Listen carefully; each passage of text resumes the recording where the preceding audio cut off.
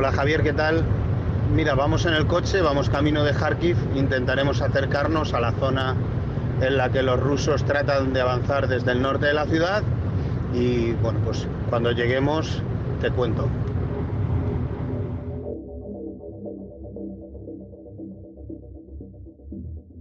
En este momento, todas las miradas apuntan hacia Kharkiv, una ciudad al noreste de Ucrania, antes de llegar al Donbass, y muy cerca de la frontera rusa. Es la segunda ciudad del país, después de la capital, de Kiev, tremendamente golpeada, por cierto, durante los primeros compases de la guerra, al principio de la invasión. En El Mundo al Día, la ofensiva rusa de Kharkiv que inquieta a Ucrania. Soy Javier Atard y hoy es jueves, es 16 de mayo. El Mundo al Día, un podcast del Mundo.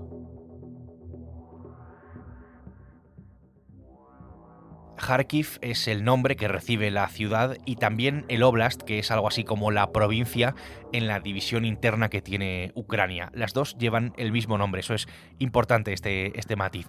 Allí está ya mi compañero Alberto Rojas. ¿Qué tal, Alberto? ¿Qué tal Javier? ¿Cómo estás? Alberto, cuéntame qué es lo que está pasando exactamente allí para que todos los focos estén apuntando ahora mismo hacia esa ciudad en la que te encuentras. Hace unos días el ejército ruso reabrió aquí el frente norte de Ucrania, digamos, el que intentó el 24 de febrero de 2022 tomar la segunda ciudad de Ucrania, en aquella ocasión pues de manera fallida porque fracasó estrepitosamente a la hora de entrar en la ciudad, incluso a la hora de intentar rodearla, tuvo muchísimas pérdidas y se fue retirando poco a poco hacia sus propias fronteras, que están aproximadamente a 30 kilómetros al norte, por el empuje también de la resistencia ucraniana.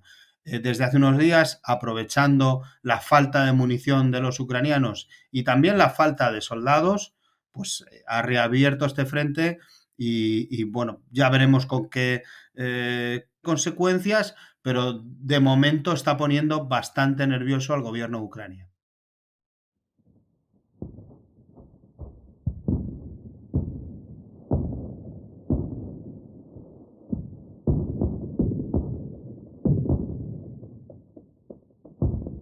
Estamos escuchando, así es como suena el frente norte, Alberto, hasta donde te has podido acercar. Las tropas rusas están a unos 20 kilómetros de distancia de la ciudad de Kharkiv, importante. ¿Qué es lo que te has encontrado al llegar allí? Me refiero a la parte más cercana al frente, donde pues has estado, y también a la propia ciudad, donde entiendo que ahora mismo se intenta seguir, ¿no? Con la vida pues lo más normal posible, ¿no? Entre comillas. ¿Cómo está la zona? Pues mira, a nosotros nos dejan llegar por esa carretera, pues aproximadamente a unos 5 kilómetros más o menos de donde están los rusos, digamos a la población anterior. Desde ahí, pues prácticamente desde que sales de la ciudad hasta ese punto, casi no te cruzas con coches. Los únicos coches o vehículos que transitan por esa carretera lo hacen a toda velocidad y son o bien blindados o bien ambulancias y la verdad es que se ve un paisaje fantasmal, con muchísimas viviendas destruidas, también los negocios que había por allí, restaurantes y naves industriales, todo está completamente reventado, que contrasta totalmente con cuando entras a la ciudad de Kharkiv, ya digo, a unos 20 kilómetros más al sur, donde la vida parece absolutamente normal, como si los rusos no estuvieran atacando de nuevo, los tranvías funcionan sin ningún problema, hay gente en las terrazas, los restaurantes están llenos, es decir, contrasta mucho el ambiente de la ciudad a cuando te acercas realmente un poco más a la guerra.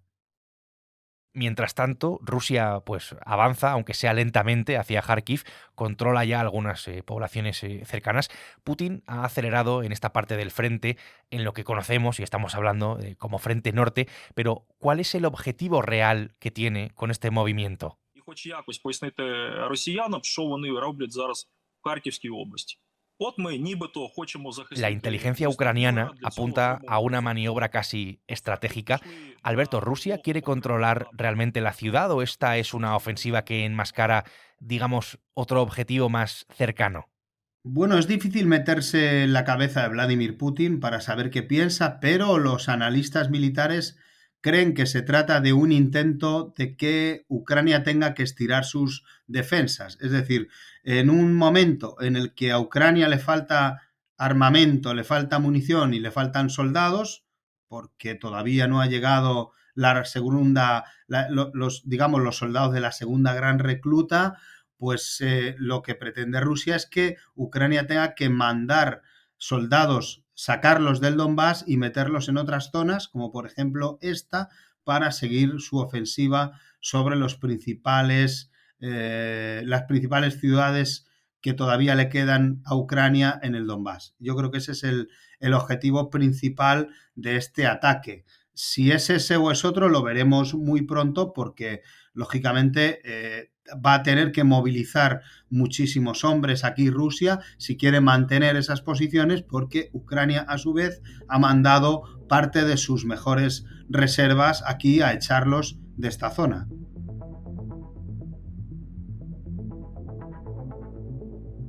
En un primer momento podía parecer que estábamos ante una maniobra de reconocimiento y casi de tanteo por parte de Rusia, pero la cosa, como vemos, pues se ha puesto seria. Cada vez hay más reservas rusas entrando por esas brechas abiertas en la defensa ucraniana y esto pues tiene un peligro bastante evidente. Has puesto encima de la mesa, Alberto, algunas cuestiones que pueden elevar incluso más si cabe la gravedad de esta ofensiva. Una de ellas es la falta de munición y de armas que van a llegar por parte de los aliados, como la ayuda de Estados Unidos, pero que en todo caso todavía no están en el frente. Y la otra es la falta de soldados. Esto se puede atribuir a un error, digamos, ucraniano, a las dudas del presidente Zelensky de retrasar una y otra vez la ley de movilización por lo impopular que es esta medida. Claro, con todo esto, ¿está Ucrania en condiciones, me pregunto, de responder a Rusia y de defenderse con ciertas garantías? Ucrania va a pasar 2 meses al menos muy complicados. ¿Por qué? Pues porque son los 2 meses que van a tardar los nuevos reclutas de la nueva ley de movilización que entra en vigor este sábado en formarse, con lo cual estos 2 meses todavía los soldados de primera línea no van a tener ese necesario descanso, esa rotación, y por otro lado las armas prometidas por los aliados tienen que empezar a llegar. Algunas han llegado, otras todavía ni siquiera han salido. En este momento, pues se ofrece una gran ventana de oportunidad para que Vladimir Putin aproveche y ponga toda la carne en el asador, que es lo que estamos viendo ahora. ¿Puede Ucrania detener estas ofensivas? Pues nadie lo sabe. De momento está avanzando, bien es cierto que está avanzando poco, son unos cuantos kilómetros, pero no sabemos si Rusia se guarda un as bajo la manga que puede atacar en cualquier otro lugar, por ejemplo Sumy, que es la región vecina a Kharkiv, también por sorpresa, y que Ucrania tenga de nuevo que movilizar sus tropas hacia otro sitio. Eso lo vamos a ver en días o semanas. Vamos a poder saber hasta qué punto Ucrania es capaz hoy por hoy de frenar este tipo de ataques.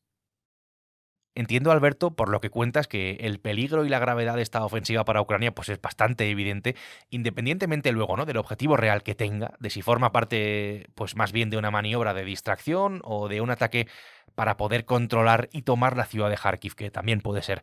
En todo caso, ¿esto puede cambiar la guerra? ¿Podemos hablar de las consecuencias que puede tener esta ofensiva o es todavía demasiado incierto? Es un poco incierto, pero realmente ya este escenario de volver a tener a los rusos tan cerca de la segunda ciudad de Ucrania, ya es muy inquietante para Ucrania. Ahora bien, de momento este escenario es sostenible para Ucrania. El problema es que o bien trate de nuevo de rodear la ciudad o bien trate de penetrar en ella y tomarla. Creen los principales analistas militares occidentales que Rusia necesitaría una fuerza que hoy por hoy no tiene para intentar tomar la ciudad de manera frontal, que es algo que ya intentó, ya digo, hace 2 años y medio.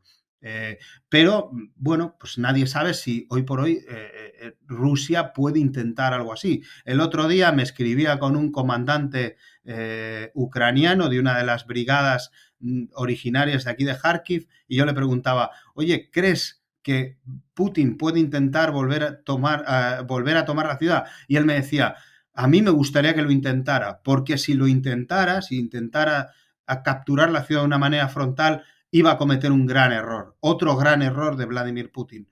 Bueno, en cualquier caso, es su opinión. Yo creo que ahora mismo tanto el presidente Zelensky como la alta cúpula militar están preocupados porque la situación no deja de deteriorarse hasta que, ya digo, empiecen a llegar los soldados de reemplazo y empiecen a llegar las armas que pueden suponer un auténtico respiro para lo que está viviendo ahora Ucrania. Сьогодні день дав нам більше можливостей. Перше, головком Олександр Сирський. Este viernes, Volodymyr Zelensky tendría que estar aquí, en España. Había un viaje previsto, encuentro con el rey y con el presidente del gobierno. Es más, ambos presidentes iban a firmar un acuerdo bilateral entre los dos países, Ucrania y España, un acuerdo de ayuda a la seguridad en Ucrania. Pues bien, la ofensiva en Kharkiv ha provocado que se cancelara pero no solo, sino que todos los viajes al extranjero que tenía previstos el presidente ucraniano Volodymyr Zelensky. Esto creo que da una muestra de lo compleja que es la situación ahora mismo para Ucrania ante esta ofensiva rusa que estaba previsto que iba a llegar conforme se acercara el verano y bueno, con la llegada de este clima un tanto más favorable, ¿no?, para hacerlo. En los últimos días hemos asistido a algunos cambios internos en el Kremlin por parte de Vladimir Putin. Sergei Shoigu, ministro de Defensa en los últimos 12 años, ha sido sustituido en plena guerra. ¿Esta es una pista más, Alberto, de que Rusia, digamos, tiene prisa y que está acelerando en Ucrania? Sí, los cambios tienen sentido dentro de la lógica o el tipo de guerra que busca perpetuar Vladimir Putin. Es decir, Shoigu era un gestor de fuerzas militares y el nuevo ministro de Economía es un gestor de fábricas militares. Es decir, lo que se está preparando Rusia es para una guerra larga y sostenible y basada probablemente en tecnologías locales, que no necesite comprar a países extranjeros parte de esos tanques o drones o helicópteros, sino que todo se pueda producir en Rusia. Ese es el objetivo principal de este cambio y parece que Shoigu va a quedar como una persona influyente dentro del círculo de Vladimir Putin, pero no ya decidiendo pues, sobre este tipo de cosas, de contratos, de ritmos en las fábricas y de armamentos. Esto es lo que está pasando ahora mismo en Kharkiv, en el frente de la guerra, en el frente norte, con esta ofensiva. Las consecuencias y su objetivo real, pues lo veremos en los próximos días. Alberto, gracias. Gracias a ti. El Mundo al Día es un podcast que puedes escuchar en elmundo.es, en nuestra web, y en las principales plataformas de audio también, en las que tienes la opción de suscribirte. Alberto Rojas, desde Kharkiv, ha hecho posible hoy este episodio. Nosotros volvemos mañana, que será viernes, y lo haremos con una nueva historia. Hasta entonces, gracias por estar al otro lado y saludos de Javier Atard. Has escuchado El Mundo al Día, un podcast del Mundo.